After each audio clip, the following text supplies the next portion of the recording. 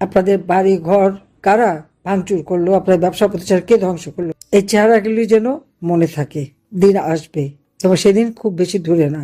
আসছে লুটে খেতে, লুটে খাচ্ছে, লুটে খেয়ে যাবে। কিন্তু তার যে চেলা চামুন্ডাগুলি আজকে এই যে বাড়াবাড়ি করছে, ওদের কি হবে? ওরা কোথায় যাবে?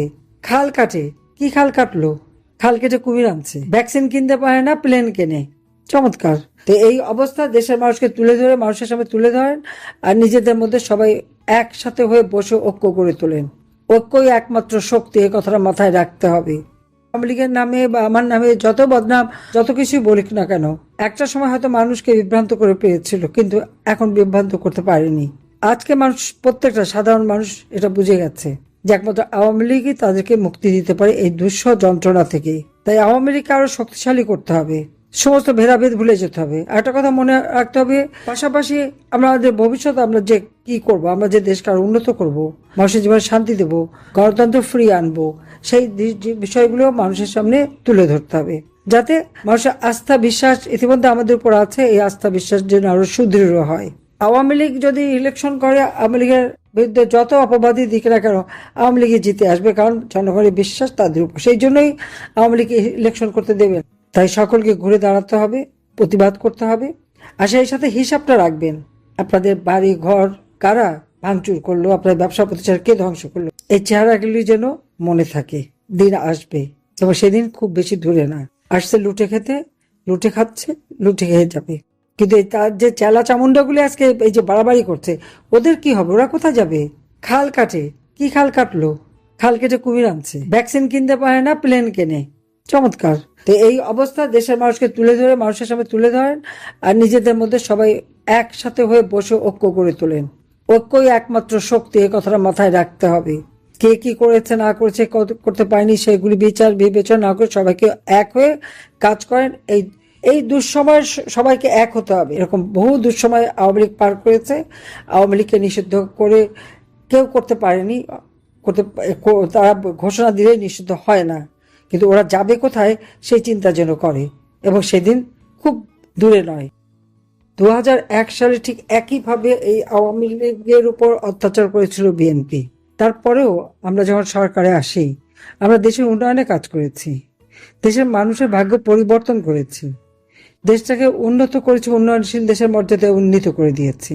কিন্তু এখন যে অত্যাচার নির্যাতন চলছে, যেভাবে মানে কোন রকম আদব কায়দা লেহাজ তমিজ কিচ্ছু নেই। ছেলেকে পেল না বলে মা বাবা ভাই বোন তাদের গায়ে হাত তুলে তাদের উপর নির্যাতন করে। এ কি অসভ্যতা! এরা কি ভুলে যায় এদেরকে নিজেদের পরিবার নাই, মা বোন নাই, ঘরে মেয়ে নেই, স্ত্রী নেই? কেউ তো চিরদিন ক্ষমতায় থাকবে এই গ্যারান্টি নিয়ে আসেনি। তাহলে কিভাবে এইভাবে নির্যাতন করতে পারে?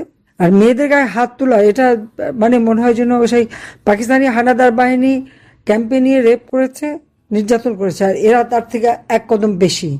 ঘরে ঘরে হামলা, সংখ্যালঘু সম্প্রদায়, আওয়ামী লীগ এবং সহযোগী সংগঠনের নেতাকর্মী, অগণিত নেতাকর্মী, আইনজীবী, ডাক্তার, সাংবাদিক, পেশাজীবী, কাউকে বাদ দিচ্ছে না। এমনকি অফিসাররা, আমাদের সময় যারা কাজ করেছে, তারা তো দেশের উন্নয়নে অবদান রেখেছে। আওয়ামী লীগকে নিষিদ্ধ করেছে, ছাত্রলীগ নিষিদ্ধ। এটা নিষিদ্ধ করে কে? অবৈধভাবে ক্ষমতা দখলকারী, মেটিকুলাস ডিজাইনের মাধ্যমে যে ক্ষমতা দখল করেছে বিশ্ব বাটপার ইউনূস, আর তার দোষর হয়ে গেছে এখন সেই গ্রেনেড হামলাকারী, 10টা অস্ত্র চোরা কারবারি, দুর্নীতিবাজ, মানি লন্ডারিং করে যার বিরুদ্ধে FBI সাক্ষী দিয়েছে, সে এখন ক্ষমতায়। কি দুর্ভাগ্য এই বাংলাদেশের মানুষের! যারা দেশের উন্নয়ন করে, মানুষের কল্যাণ করে, তারা ক্ষমতা থাকতে পারে না। যারা লুটে খায়, দুর্নীতি করে, মানুষ হত্যা করে, তারা এই ক্ষমতায়।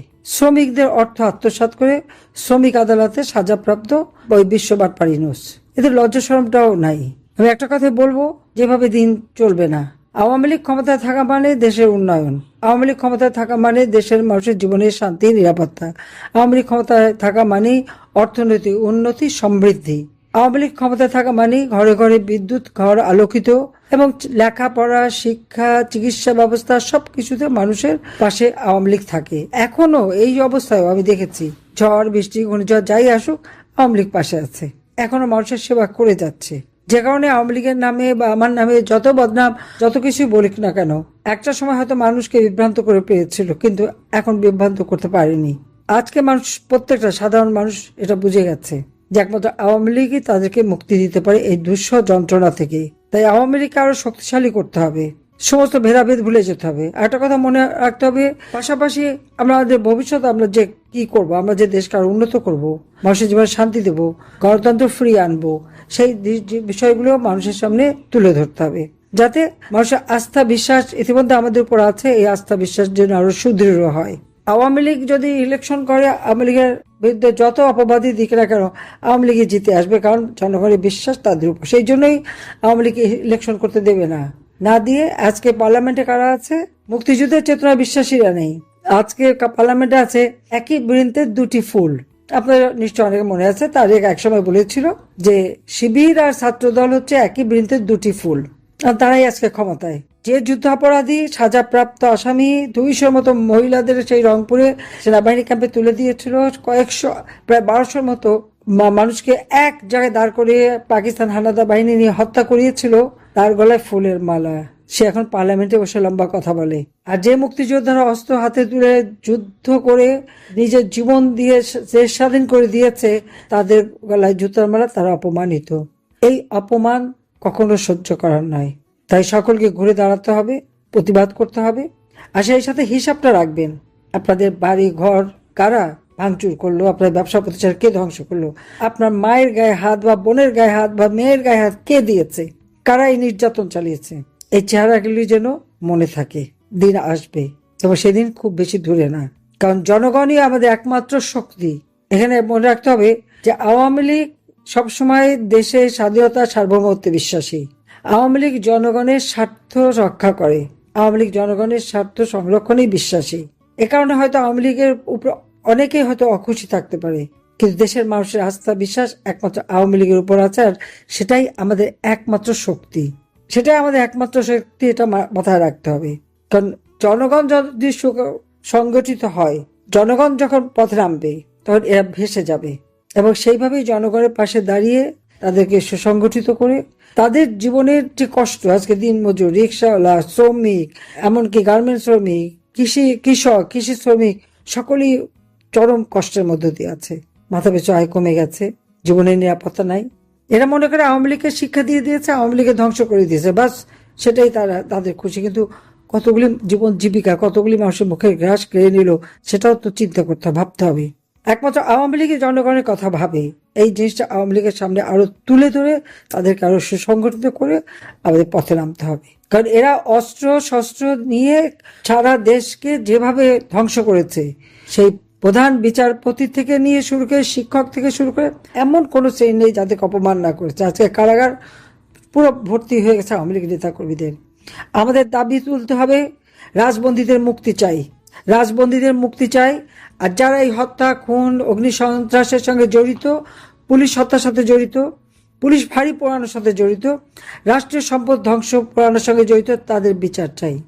টিকা কেনার জন্য পয়সা রেখে আসলাম, সবকিছু ছিল, কিনলো না ইউনূস আর তার ওই উপদেষ্টা নূরজাহানের নূরের আলো আজকে সারা দেশে ছড়িয়ে প্রত্যেক মায়ের চোখের পানি ঝরছে, কারণ সময় মতো টিকা না কিনে আজকে শত শত শিশুর মৃত্যু।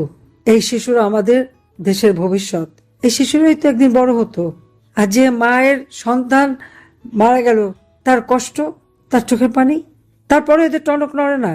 ইউনূস তো কিনলই না, সব ধ্বংস করে গেল। আর একজন যখন ক্ষমতা আসলো, সে যে একটা খবর তো নেবে, এসে কোনো খবরও নিল না। আর যখন শিশু মারা যায়, তার তখন বউ মেয়ে নিয়ে সিনেমা দেখে, থিয়েটার দেখে, গাড়ি চালায়, কত রং ঢং করে। মানুষের কষ্ট ওদের বুকে ছোঁয় না, একেবারে ছোঁয় না, সেটি হলো বাস্তবতা। কিন্তু আমাদের তো এখান থেকে প্রাণ কাঁদে, আমার তো কষ্ট হয়। কোভিডের সময় বিনামূল্যে কোভিড যেমন ভ্যাকসিন দিয়েছি, সেই সাথে সাথে এই শিশুদের টিকা তো বাদ দেয়নি। কোন কোন টিকা দিলে একটা শিশুর জীবনটা রক্ষা পাবে, কোন কোন টিকা দিলে বা চিকিৎসা দিলে একটা প্রসূতি মা সুস্থ থাকবে। মাতৃত্বকালীন ভাতা পর্যন্ত আমরা দিয়েছি, যে মা বুকে দুধ খায় তাকেও ভাতা দিয়েছি। কেন? ওই আমাদের ভবিষ্যৎ বংশধর এই শিশুগুলি যেন সুস্বাস্থ্যের অধিকারী হয়, তাদের পুষ্টি, তাদের গড়ে ওঠা, সব দিকে আমরা নজর দিয়েছি। কিন্তু আজকে সেসব কিছু নেই। আসছে লুটে খেতে, লুটে খাচ্ছে, লুটে খেয়ে যাবে। কিন্তু তার যে চেলা চামুন্ডাগুলি আজকে এই যে বাড়াবাড়ি করছে, ওদের কি হবে? ওরা কোথায় যাবে? খাল কাটে, কি খাল কাটলো?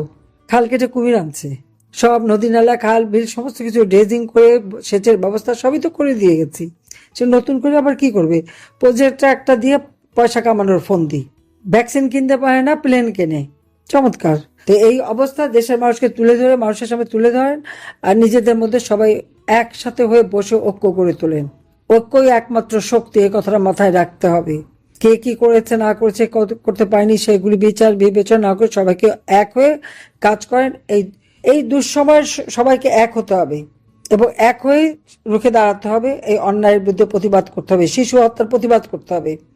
আর কারাগারে আমাদের নেতাকর্মীদের গত 17 তারিখে অনেক নেতাকর্মীকে গ্রেপ্তার করেছে। সমস্ত নেতাকর্মীদের মুক্তি দিতে হবে, সকল রাজবন্দীকে মুক্তি দিতে হবে। এই দাবি তুলে সকলে ঐক্যবদ্ধ হন, ইনশাল্লাহ জনতার জয় হবেই হবে। এরকম বহু দুঃসময় আওয়ামী লীগ পার করেছে। আওয়ামী লীগকে নিষিদ্ধ করে কেউ করতে পারেনি, তারা ঘোষণা দিলেই নিষিদ্ধ হয় না, কিন্তু ওরা যাবে কোথায় সেই চিন্তা যেন করে, এবং সেদিন খুব দূরে নয়। সবাই ভালো থাকেন, সুস্থ থাকেন। সবাইকে ধন্যবাদ। জয় বাংলা, জয় বঙ্গবন্ধু, বাংলাদেশ।